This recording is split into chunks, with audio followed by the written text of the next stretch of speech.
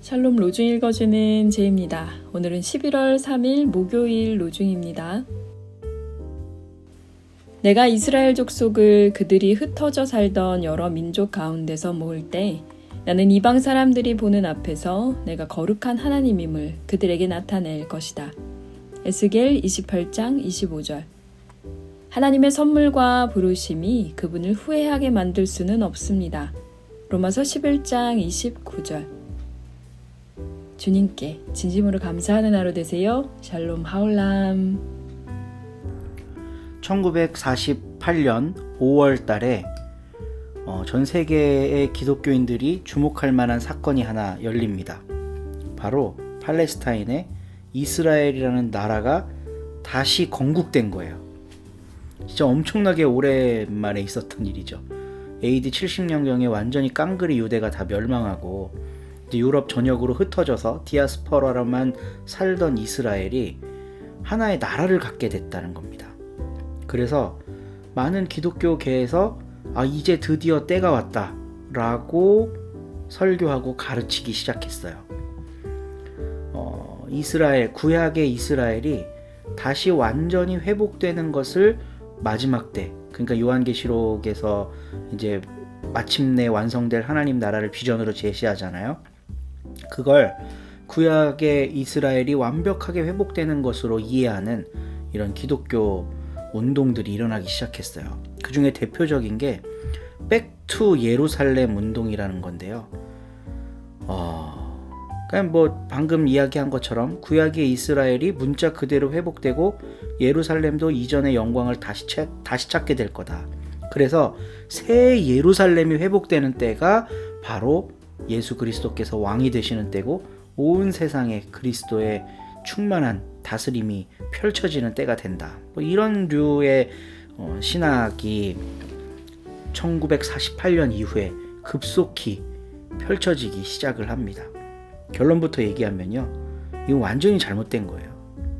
완전 잘못된 겁니다.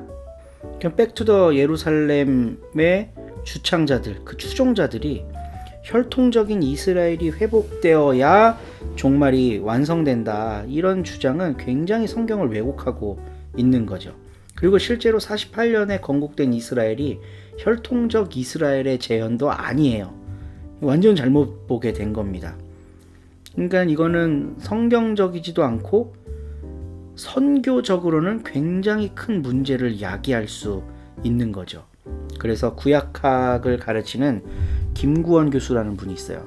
예전에 개신대학원 대학교라는 데서 가르치셨는데 지금은 어디 계신지 잘 모르겠어요. 근데 이분이 창세기 1장은 아담을, 요한계시록 마지막은 언약 공동체를 얘기하는 데서 알 수 있듯이 성경의 관심은 인류 전체에 있지 어느 한 종족이나 한 계층에 있지 않다. 그래서 이 백투 운동의 혈통적 이스라엘의 회복 주장은 성경에 대한 몹시도 편협한 이해의 결과다, 이렇게 이야기를 했어요. 저는 상당히 건강한 이해라고 생각합니다. 근데 오늘 우리가 읽은 본문 말씀 두 개가요, 참 이런 생각을 좀 깊이 있게 해보게 해주는 그런 본문이에요. 에스겔 28장은 내가 이스라엘 족속을 그들이 흩어져 살던 여러 민족 가운데서 모을 때 나는 이방 사람들이 보는 앞에서 내가 거룩한 하나님임을 그들에게 드러낼 거다. 그러니까 이스라엘을 회복시키면 하나님이 자기 존재를 증명하실 수 있다는 이야기죠. 그리고 하나님의 선물과 부르심이 그분을 후회하게 만들 수는 없습니다. 로마서 11장 29절. 이 부분은 조금 이제 번역이 후회하게 만들 수 없다? 이게 좀 잘 이해가 안 되는데요. 새번역 성경 보면요, 하나님께서 주시는 고마운 선물과 부르심은 철회되지 않는다. 근데 요 앞절에 이스라엘의 회복에 대해 이야기를 하고 있거든요. 그래서 이제 이런 구절들을 빌미 삼아서 혈통적 이스라엘의 회복이 바로 구원의 완성때다, 이렇게 주장하는 분들이 있다는 거죠. 그래서요, 우리는 오늘 이 이스라엘 족속, 흩어진 이스라엘 족속, 하나님이 부르셔서 후회하지 않으시는 그 족속 이스라엘에 나를 한번 대입해 보자는 겁니다. 나를. 우리가 모이면 하나님께서 거룩하시다는 게 증명될 거다. 우리를 하나님이 부르신 그 선물과도 같은 은혜가 하나님은 결코 후회하지도 철회하지도 않으시는 부르심이다. 복음 아닙니까? 혈통적 이스라엘 운운하지 말고요. 여기에 나를 대입해보면 우리를 부르신 하나님의 그 은혜를 더 깊이 있게 묵상하지 않을까 싶습니다. 오늘도 우리를 부르신 하나님 앞에 기도하며 나아가는 우리 서로 공동체 자매 형제님들 되시기를 간절히 소망합니다. 오늘 함께 읽을 새한글 성경 본문은 요한복음 9장이고요. 유윤희 집사님이 낭독해 주십니다. 9장. 예수님이 지나가다가 어떤 사람을 보셨다. 태어날 때부터 시각장애인인 사람이었다. 제자들이 예수님께 여쭤보았다.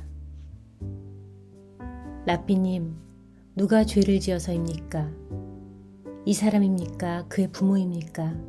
이 사람이 시각장애인으로 태어난 것이요. 예수님이 대답하셨다. 이 사람 죄도 아니고 그의 부모 죄도 아닙니다. 이 사람에게서 하나님의 일들이 드러나도록 하기 위해서입니다. 우리는 나를 보내신 분의 일을 해야만 합니다. 낮 동안에는요. 밤이 옵니다. 그때에는 아무도 일할 수 없습니다. 내가 세상에 있을 동안에는 세상의 빛입니다. 이런 말씀을 하시고는 땅바닥에 침을 뱉으셨다. 그러고는 침으로 진흙을 이겨서 그 진흙을 그 사람의 눈에 바르셨다. 그리고 그에게 말씀하셨다. 실로암 연못으로 가서 씻어내세요. 실로암은 번역하면 보냄을 받으니라는 뜻이다. 그래서 그가 거기로 가서 씻어냈고 보게 되어서 돌아갔다. 그러자 이웃들과 또 전에 그가 동냥하던 사람이라는 것을 지켜보아온 사람들이 말했다. 이 사람은 앉아서 동냥하던 그 사람 아닌가요? 어떤 사람들은 이 사람이 그 사람 맞아요 하고 말했다. 또 다른 사람들은 아닙니다. 하지만 그 사람하고 비슷하네요 하고 말했다. 그 사람 자신은 제가 그 사람입니다 하고 말했다. 그러자 사람들이 그에게 말했다. 그러면 어떻게 당신의 눈이 열리게 되었나요? 그 사람이 대답했다. 예수라 하는 사람이 진흙을 이겨서 내 눈에 발랐습니다. 그러고는 나에게 실로암에 가서 씻어내세요 하고 말했습니다. 그래서 거기로 가서 씻어냈더니 볼 수 있게 되었습니다. 사람들이 그에게 물었다. 그분은 어디 있습니까? 그가 말한다. 알지 못합니다. 사람들이 그를 곧 한때 시각장애인이었던 그 사람을 바리새파 사람들한테로 데려간다. 그런데 예수님이 진흙을 이겨서 그의 눈을 열어주신 날은 안식일이었다. 그래서 바리새파 사람들도 그에게 어떻게 볼 수 있게 되었는지를 다시 물어보았다. 그가 그들에게 말했다. 진흙을 그분이 내 눈 위에 올려놓았고 나는 씻어냈습니다. 그리고 지금은 이렇게 볼 수 있습니다. 그러자 바리새파 사람들 가운데 몇 명이 말했다. 이 사람은 하나님께로부터 온 사람이 아닙니다. 안식일을 지키지 않기 때문입니다.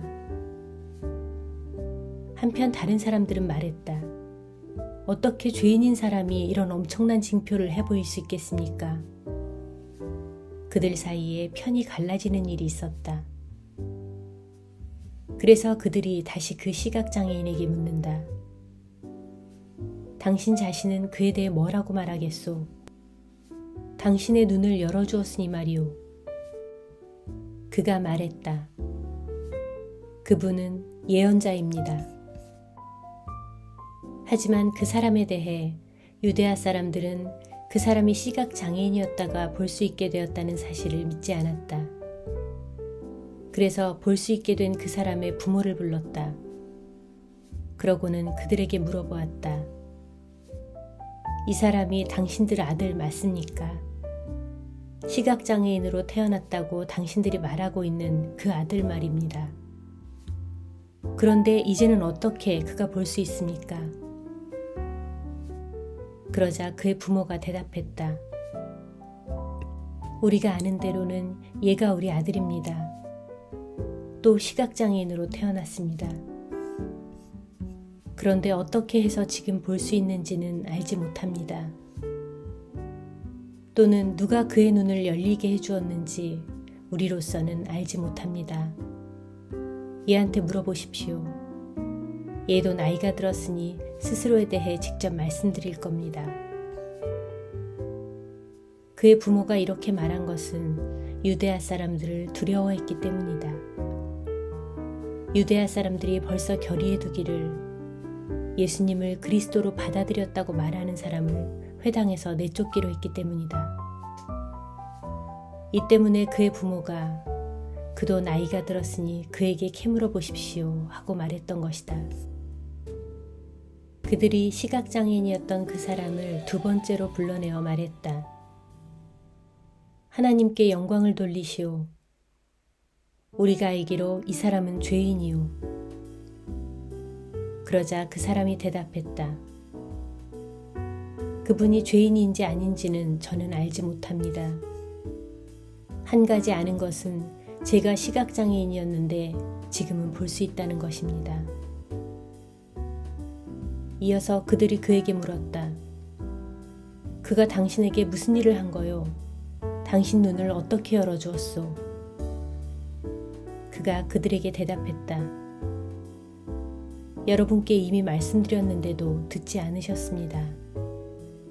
이제 와서 왜 다시 듣고 싶어 하십니까? 여러분 자신들도 그분의 제자가 되고 싶으신 겁니까? 아니잖아요. 그들이 그에게 욕을 퍼붓고 말했다.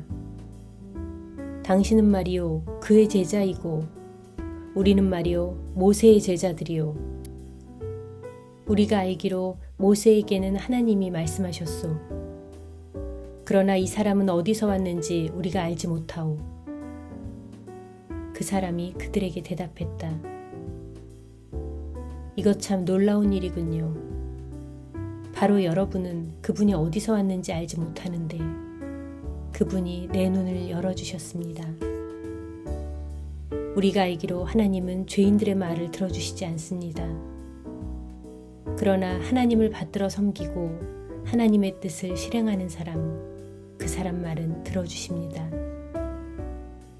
시각장애인으로 태어난 사람의 눈을 누군가가 열어준 일은 아득한 옛날부터 지금까지 들어본 적이 없습니다. 이분이 하나님께로부터 오신 게 아니라면 이분은 아무것도 할 수 없었을 겁니다. 그들이 그에게 대답했다. 당신은 말이오, 온통 죄 가운데 태어났소. 그런 주제에 당신이 말이오, 우리를 가르치는 것이오? 그러고는 그들이 그를 밖으로 내쫓았다. 그들이 그를 밖으로 내쫓았다는 소식을 예수님이 들으시고는 그를 찾아내어 말씀하셨다. 그대는 인자를 믿나요? 그 사람이 대답했다. 그런데 누가 인자입니까, 주님? 그분을 믿겠습니다. 예수님이 말씀하셨다. 그대도 그를 만난 적이 있습니다. 지금 그대와 말을 하고 있는 사람이 바로 그 사람입니다. 그가 말했다. 제가 믿습니다, 주님. 그리고 예수님께 엎드려 절했다. 예수님이 말씀하셨다. 심판하기 위해서 나는 이 세상에 왔습니다. 그리하여 못 보는 사람들은 보게 하고 보는 사람들은 시각장애인이 되게 하려는 겁니다. 바리새파 사람들 가운데서 몇 명, 곧 예수님과 함께 있던 사람들이 이런 말씀을 듣고 말했다. 우리도 역시 시각장애인이라는 말입니까? 그들에게 예수님이 말씀하셨다.